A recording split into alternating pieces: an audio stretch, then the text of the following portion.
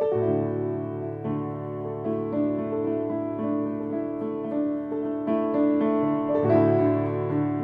segment, our guest is Susan Madsen. We're at the International Leadership Association Conference live.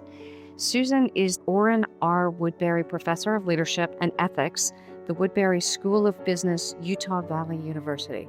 So, welcome. Thank you. And Susan, can you give us a little bit of your background? Well, I have been a researcher for many years, but about 12 years ago, I really moved my research into the area of women in leadership.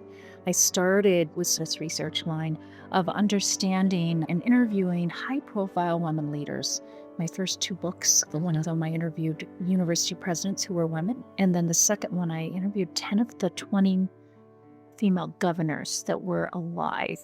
And my specific niche early on, and I've gone broader, was really understanding the lifetime development of leadership. So I really dug down into their upbringings, their homes, their parents, sports. How did they develop their voices and their confidence and just become leaders? So I'm really proud, especially the governor's book, because at the time, there were only 20 women who were alive that had ever been governor in the United States. And I was able to spend time with 10 of them. I'm a bit of a change agent. I feel it's very important in our society today to do more research and develop more theory around women in leadership, around things to help us understand how do we raise more girls to be leaders. And one of my questions that I think is the nice companion to that is I'm looking at often my male clients and what's the value proposition to them to bring these women that you're developing into their businesses because we lead differently. We do lead differently in some ways, but I have to always be careful because when you look at the literature around women and men and the styles of leadership, actually, we do a lot more similar things, but we do have some differences, definitely, but not totally different, is what I'm saying. But in terms of the business case or the value proposition, actually, research has been coming out for the last 10 years, even more, but really strong, I would say, in the last 5 or 10 years, on why do we need more women leaders? There's just hundreds and hundreds, if not thousands, of studies that have been looking at various components. The first one really comes more out of the corporate setting, and that is it improves financial performance. Now, not every study says that, but enough studies do say that they have found in organizations that oftentimes when there's a woman specifically on boards or in top leadership teams, that there are financial improvements and things like the company takes less risk and doesn't lose as much money as certain kinds of things. I wrote a brief a year or two ago called Why Do We Need More Women Leaders? And actually has the business case to research, like I said, from hundreds of studies. And I have them categorized into 5 main areas. Like I said, one of them is financial improvements. And so that's really important from the research element in terms of corporations, that there's much evidence of financial performance as the company goes up when there's women serving on boards or serving in leadership positions or both. So another thing that many studies have pointed out is that companies improve when there's women on those boards. They tend to have more social responsibility, have more philanthropy in the organization. Another one is really the organizational climate improves. There's more employees in general in the company that are engaged. There's less turnover. Some of the studies have said that. Looking at the diversity of talent is important. I love this one because women really ask different questions. So let's go back to the governor study and tie that to the benefits. How do we grow up differently? Being female, I have different reproductive organs, but how does that make me different as a leader? And that's a question I have to answer. What is it about the physiological structure that makes you different? And why does that perspective need to be represented? Oh, just your upbringing, socialization is so different between boys and girls. That starts so early. There's so much research, even in elementary school children. For one quick example that you'll find interesting is in the United States, the K through 12, particularly elementary school, boys are criticized 8 times more than girls. Really? And you think, oh, those poor boys. But what happens is girls are socialized more that they should be quiet, and they get their praise from being quiet, keeping their mouth shut, raising their hand, waiting their turn. And boys are like criticized, and it's an interesting dynamic. But then they go outside and there's blood sometimes at recess and they're friends 5 minutes later. Now, fast forward 20 years, 25 years. And this is So, compounded, basically, yes, right? basically. And then 25 years, what are men better in the workplace than women? And that's taking criticism, getting over things, letting things fall off their shoulders. And women have been socialized from an early age to be quiet, raise their hand. And so they're waiting for their turn, waiting for that extra praise. Another quick thing is that I can get going on this. This is such fun stuff. Is that even in new STEM research in the United States, the messaging that parents and other influencers give on girls and boys from the young age is very different. 2 points on this. One is that boys typically are given encouragement in words from parents and everybody. Don't know you're doing this, that they can become. So they can, if you worked hard, you can become. And girls from a very young age you are beautiful. You are smart. So when a girl then gets an F on a math test, it's me. So you are this way doesn't give the impression Versus you can do. become. No, it's you exist, you are versus you can become. And so the messages, many studies have pointed out that we just talk about that. And it starts from the physical, like you, little girl has a beautiful dress. You are beautiful. You are. And so something happens, you're all of a sudden don't feel like you're beautiful. So who are you? Your identity. There's subtle things like just the Christmas presents. We give different Christmas presents to girls and boys in different colors. So back to the governor's question. It's interesting. I found so many results, but one of them was how important the dinner table conversation was in helping them develop their voices, and how their fathers specifically, how their fathers really, they had good debates in a good way at the table, and they didn't get hushed. They would talk about a new sidewalk issue coming into the community and the impact of those things. And so they really had ways, these women who became leaders, to develop their voices from a young age, and that continued. My dad was in the military, and I was a math kid, nerdy kid, and we debated.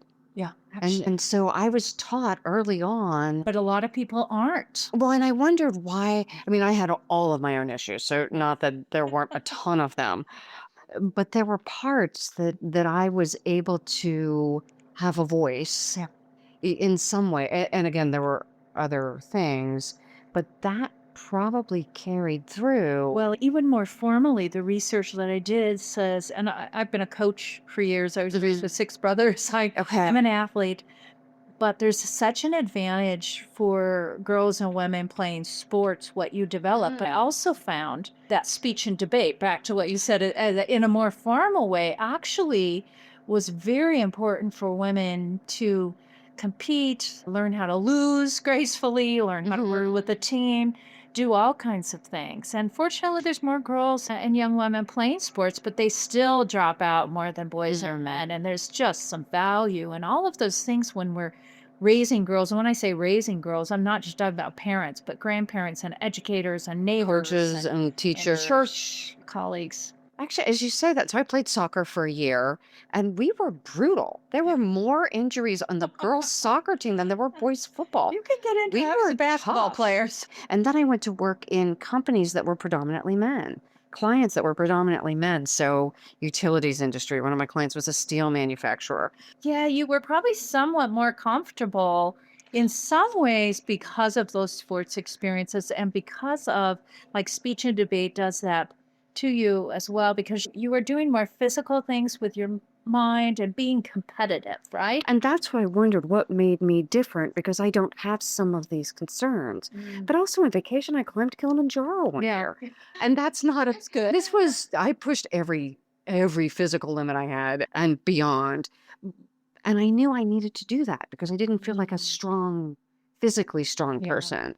And so I knew that was an area that held me back. So I pushed it. I'll tell you, for mental, physical, emotional well-being and growth, we have to have our girls learn how to take risks. Women are not as good as men taking risks. Some of that comes from genetics and hormones and neurotransmitters and some different things. But we can develop those skills. Doing some of those, like girls' camp, let them camp in tents. Don't Goodness, put 'em yeah. in, don't, they don't want to break their nails. Don't put them in resort. I call it camp or resort camp or something. But backpacking, those things are so good for young women for so many reasons. All of them relate directly or indirectly to women's confidence, women's voice, and leadership. So even things like scouts, the first time I went camping with scouts. Yeah. Now our tent flooded and we got taken home. But even that, like I wonder if it was boys if they just make them sit there wet. Yeah. But the girls they called our parents and we were all carted home. I don't know, but sometimes we do treat girls and boys differently, and some would argue we need to do that, and there are definitely things we do. But I think as we raise our children, we need to be more thoughtful on, is this just a habit because we're used to girls doing this and boys doing this?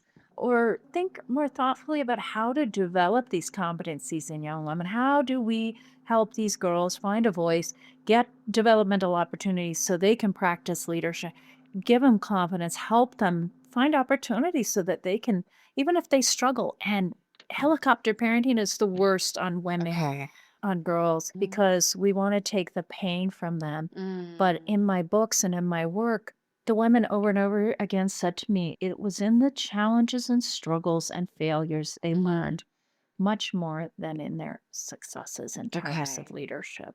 So let's go back to the governors again because I'm curious. Fascinated. I am. I want to see what worked with women who've been, by all measures, successful. I looked at their mothers and fathers and their siblings, having brothers, but also there were some that had a bunch of sisters and their fathers really gave them opportunities they would have a son. The dinner table conversation was important.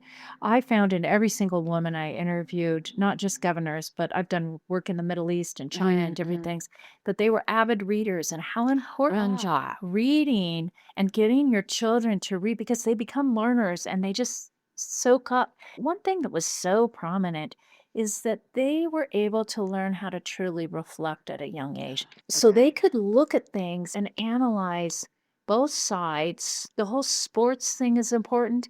Actually, further along, one thing that is interesting are 3 or 4 of the governors, when I studied their motivations to lead, it came from they had learned throughout their life to be somewhat leaders.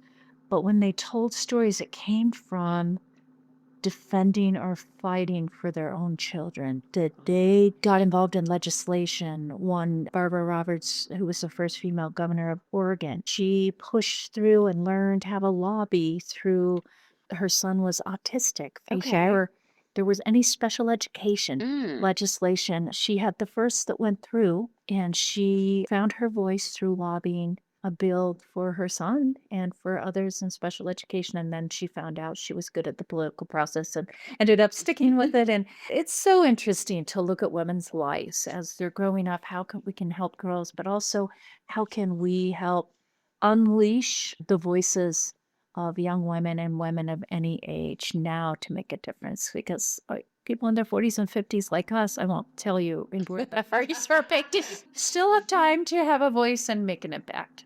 So for young girls, reading, reflecting, the dinner table conversation, sports, opportunities to fail.